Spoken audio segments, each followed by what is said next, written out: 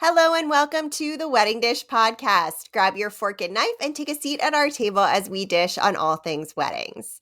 You'll hear stories and tips, not trips, although spoiler alert, you'll find out about that in a second, from real couples and wedding pros about love, life, and entrepreneurship. I am your hostess with the mostest on the Wedding Dish Podcast, Sarah Alapin, and I am also CEO of Photos from the Harty and District Bliss. And I am really excited to be recording this week's episode. Thank you, everyone, for tuning in. Today, we are dishing with a boutique travel company specializing in honeymoons, the human behind Boundless Travels, Cecile Blow. Thank you so much for being on the Wedding Dish today. Thank you for having me. It's so fun. This is your second Wedding Dish episode. You were, I can't believe that we were talking about travel at the beginning of COVID together. Yes, what fools we were. We thought COVID was going to be fleeting. Oh my So much has happened between now and then. The world is totally different. So different. And I think of my poor naive self, doing that podcast thinking, oh, it'll be over soon. And just travel was so decimated by, as we all know. So it was a rough couple of years. And now it's back 10 times as much as it's ever been. It's crazy. Yeah, it's insanity. And I'm really excited to dish with you about it. Let's dish. So, what are some of the top trends that you're seeing right now for honeymoon travel? So one of the things for me is since I like to do sort of non-cookie cutter, like out of the box. So a lot of people who book their honeymoons with me are doing more adventure focused honeymoons. What I've found, people usually spend more on their honeymoons, take a longer vacation for their honeymoons. So now people are really wanting to use that time and use that money to do something a little out of the ordinary or a little different. Whereas honeymoons used to be go lay on the beach in Mexico, or, you go to France and go to Paris or whatever and be romantic. And now I've got couples going all over the world. I just had a couple come back from New Zealand for 2.5 weeks. I've had people go to Patagonia, Japan, all sorts of these, maybe a little further, maybe a little more exotic places that people are looking to, get out of the box a little bit and use their time. I don't want to say better because it's your honeymoon. You can go wherever you want and do whatever you want. But, I think people are, the scope of honeymoons is broadening to more than just the romantic getaway. People want to go out and have adventures and, do cool things, which is really fun for me because that's what I love to plan. I love that. I'm so that kind of traveler. So, that like hits me right in the soul. Me too. Are you seeing people are taking more time than they used to take? I would say for me, it's about average 2 weeks. So, and a lot of people are they don't go right after they get married. A lot of people, I have very few clients that go as soon as they get married. It's a couple months later or something like that. So, I think people are so exhausted after their weddings. They need another trend is it's called a mini moon. And it's people that they don't take the full honeymoon after their marriage or after their wedding. Sorry, my cat's meowing. I know. I just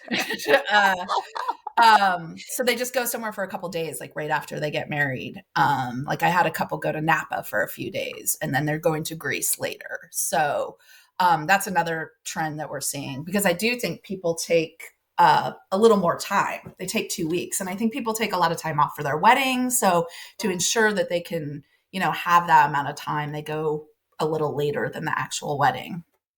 That makes total sense. I think we did a shorter, it wasn't short, but it was probably like 2 weeks. Honestly, it was probably 2 weeks, but we went to Hawaii and then we did a big 1-year anniversary trip, which is when we went. I mentioned this before we started recording. We did Sicily. We did a road trip through Sicily and then we rented a car in southern Italy, drove up and stopped all along the way. And then we ended in Germany at Oktoberfest. It was a big trip. Nice. Yeah.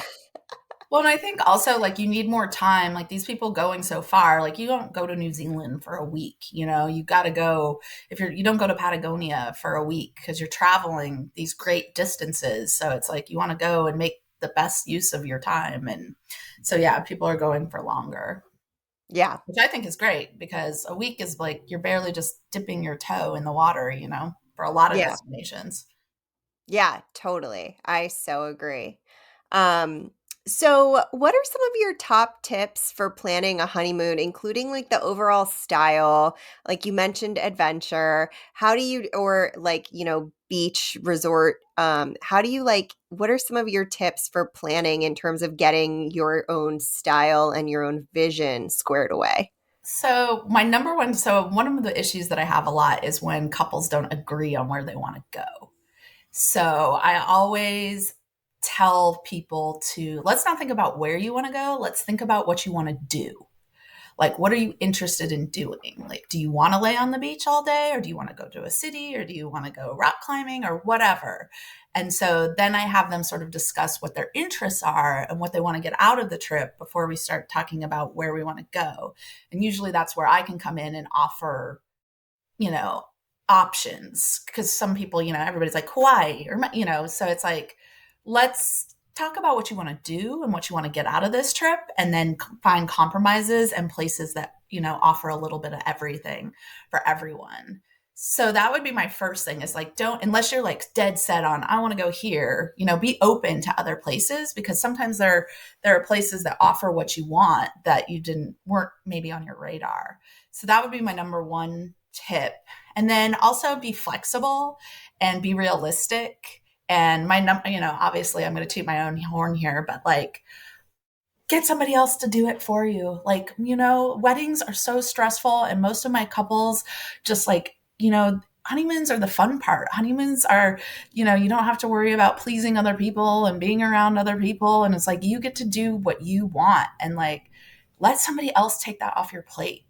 Let an expert help you. So I've had so many couples that are like so exhausted from the wedding and they're just like, thank God we just had you do it because, you know, it's taken the fun out of it. Like, when it's Yeah. fun to be excited and look forward to something, but then when you're planning this, life-changing event and like weddings are, as and are so stressful to plan and so many moving pieces. And it's like, take that off your plate.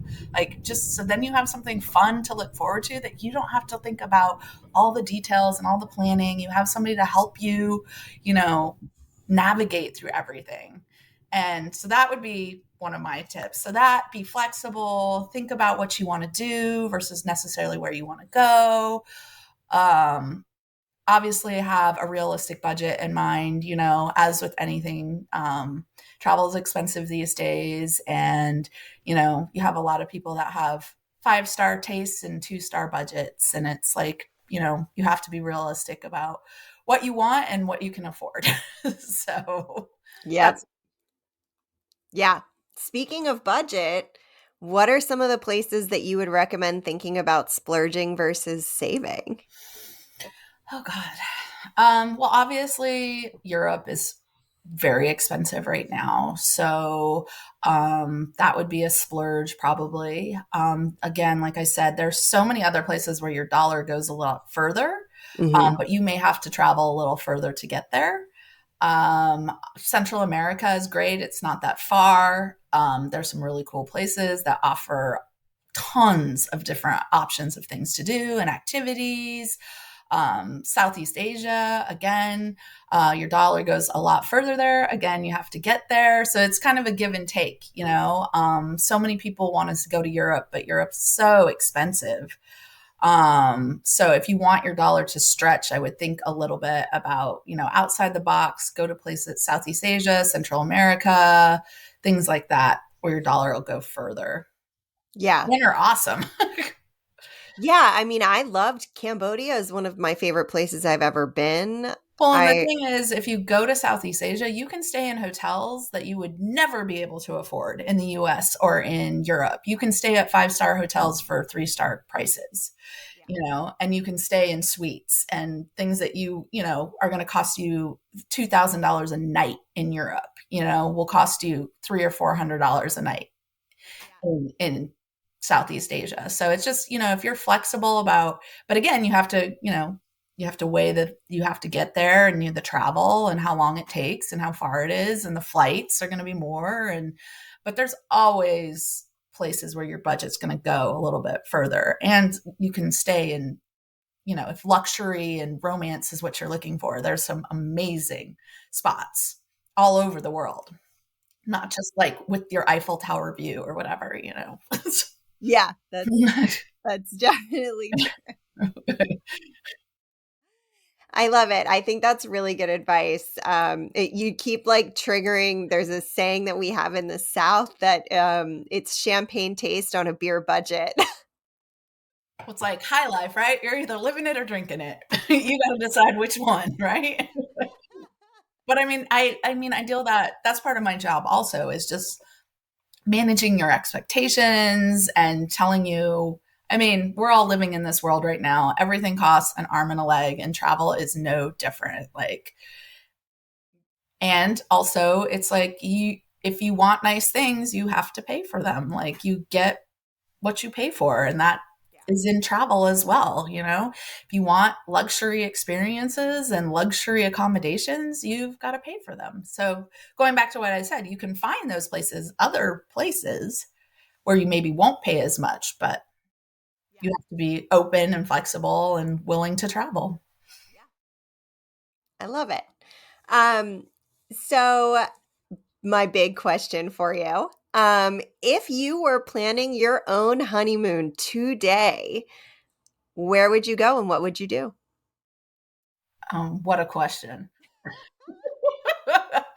There are so many answers to that. I don't know. I think I would. So I like being outdoors. I like doing nature based things and like getting exercise and stuff like that. So it's my honeymoon. So I want to go big, but I also, like to relax. So I would do, okay, this is just like off the top of my head, randomly thinking about this. I would go like climb Kilimanjaro, Mount, and then I would do that. I would get to that experience. That's the only mountain. I have no interest in climbing any mountains, but for some reason that one seems obtainable and doable, even though it's really hard and people think it's easy.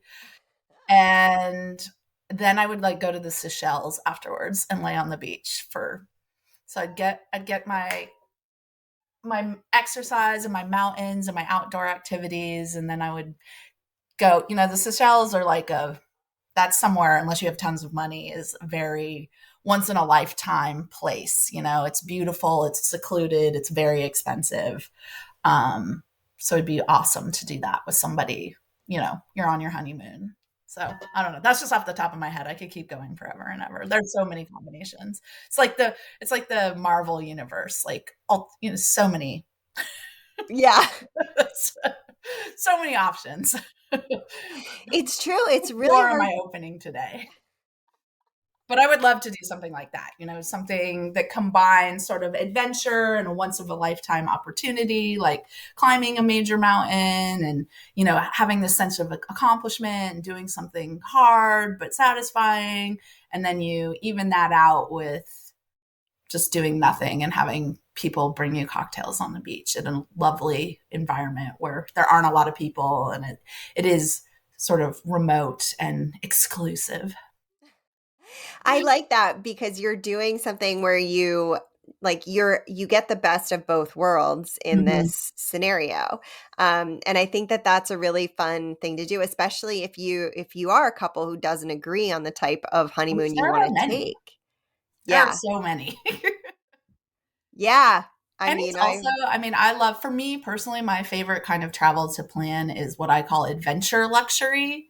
And that's sort of, you are out doing cool things in cool places that challenge you, but then you get to come home to the finer things. You get a nice bed and a good glass of wine and a good meal, and that none of which you were cooking or planning. Or so that's my ideal travel. Yeah, Live I and love that. plan. I love that. That is also my favorite way to travel, although I'm a terrible planner in general of all things. Well, girl, call me. I know, right? I love it. Okay, so what advice would you have for couples who are planning their honeymoons? So just going, like, reiterating what I was just talking about. Um, get somebody to help you. Not your in-laws, not your, use a professional. Also, plan in advance. I know you're planning a wedding. I know you're doing all this. If you're not going to use somebody like this sort of mentality that COVID had, where everybody was doing things at the last minute and, making changes and whatnot. It's like that is not the reality we're living in anymore. And if you have an idea in mind, a place in mind, a hotel in mind, book it in advance, because things are so busy, so full. So don't wait. That would be like my number one, number one, number one. Um, but yeah, and yeah, I don't know. Yeah, get somebody to help you plan in advance, be realistic. I would also just, we live in a society now where it's just like, oh, take the picture, check the bucket. And it's like, I would really urge anyone traveling to, like, slow down. I always advise my clients, like, you don't want to be spending the whole time traveling, like, maybe move 2 or 3 places and just spend time where you are and, like, get to know the destination where you're in, whether that's, the people or the restaurants or the city or the community or the whatever. It's just like, slow down a little bit. Like, it's not all for Instagram, just like go enjoy where you are, and like the fact that you're in a cool place with the person you love, like doing cool things. So that would be because, who cares about the pictures? I mean, some people do, and the pictures are cool, but it's like, there's so much more to see and do than just those spots that are like now, like, everybody's got to see them and do them. And that would be my advice. Yeah, I think my favorite travel pictures are always the ones that have like really cool memories attached to them. And I think that is something that in the world of social media, sometimes we forget that those are the things that really matter the most. So, like, live in that moment. I'm with you totally. Well, and it's also like most of those pictures you're seeing on Instagram, it's literally like you're standing in line to take that picture. And what you don't see is the picture of like 300 people behind you waiting to take the exact same picture. And it's like, to me, that's not what travel's about. Like, there's so many other cool things. And if that's what you like to do, great. If that's how you want to spend your day, fine. But like, there's so much cooler stuff out there and people to meet and locals to meet. And that would be my other tip, that, and it took me a long time to, being a traveler, is use guides. Guides can change your trip. Like, I know so many people are like, I don't need a guide. I don't need to pay for it. I don't know. But it's like, if you get it, and guides aren't all, you on a bus with 300 other people following around a flag or whatever. You can get private guides, and they are so worth it. These are local people for the most part that are going to take you local places and give you, even if you just go for the tips, they're going to give you which restaurants to go to, which bars to go to, it's a good guide can make a good trip an amazing trip. And I've just been so many places in the world where I've had amazing people that really care about the places that they're showing you. And you just learn so much more, and you just have so much more of a connection. So I know so many independent travelers, like, I don't need a guide. I don't want a guide. I don't like a guide. But actually, like, you learn, it's better. So that would be another tip, is like, you don't need to have your hand held every day. Maybe some people do, but like, do one city tour or one, whatever, wherever you are, do a tour where you do it with somebody from the town, community, whatever, wherever you are. And it's just, they're excited about where you are. You're excited about where you are. I highly recommend guides. That's a great tip. And I think often it is something we overlook when we travel. But as you were talking about it, I was like thinking about the guide we had in Costa Rica where we wouldn't have ever seen these like specific like birds and things that we were able to see because he like heard them and knew what they were and knew where to look for them. I mean, it's just like you don't know what you don't know about an area that Right, you've never been exactly. to.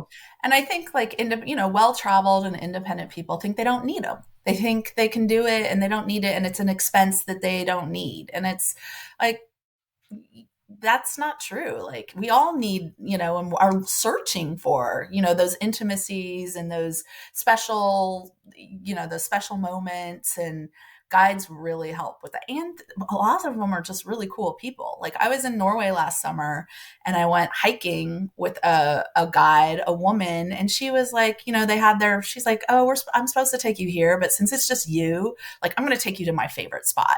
And we went to a totally different place and it was just like incredible, incredible, incredible. And then she was like, oh, I'm going to drive you by my house and show you where I live and show you. And like, it was just, she went totally out of her way and was so generous and so kind and and I've had so many of those experiences as I've started using guides and as I've been a travel advisor and encouraging people, where it's just like you have these days that would have been fine. It would have been a fun day if we'd done the hike that we were supposed to do. I'm sure I would have been like, oh, this is beautiful. But instead I had this connection with this woman and, it was great. And it was an amazing day.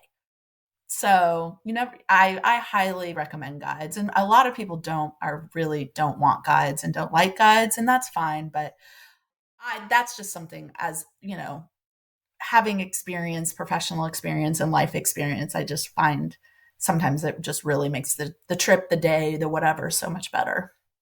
Yeah. And you get to go to like the lesser known, maybe like lesser traveled Mhm. spots. And you get, like I said, you get insight because you talk with these people, you develop a relationship with these people, and they're like, oh, well, let me take you to this cool spot, or you should go check out this spot somewhere you would have never gone and is not in your Lonely Planet or your trip, or whatever we're using these days. I just dated myself with that, but you know what I mean? So Yeah. it Yeah. doesn't come up on Google when you Google where in Barcelona should I eat, or whatever, so there is a lot to be. The internet is a wonderful thing, but there's a lot to be learned from just people that live where you are. So Yeah. that would be a tip for me for sure. Awesome. Well, I'm excited now to go travel. Good. That's my job, is to get people excited. So hopefully everybody is. And I hope you all are out there planning your honeymoons, not leaving it to the last minute. Um, Please don't. Cecile, thank you so much for joining me on the wedding dish today. Where can people find you online? So the name of my business is Boundless Travels, on, the book, the Instagram. I have a website, of course, www.boundless-travels.com. Send me a note, follow up with me. I would love to help you out. Awesome. I love it. I love it. And while you are finding Boundless Travels, you can find The Wedding Dish on socials at The Wedding Dish Podcast, or you can hit our website at theweddingdishpodcast.com.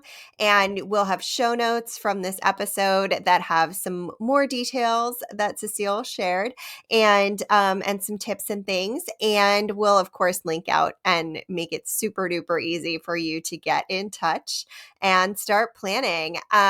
Don't forget to tune in next week. We have another awesome guest coming on. And if you like the show, give us a follow, rate, and review. It really helps people find the show and all the good stuff. And until we meet again, cheers. Bye.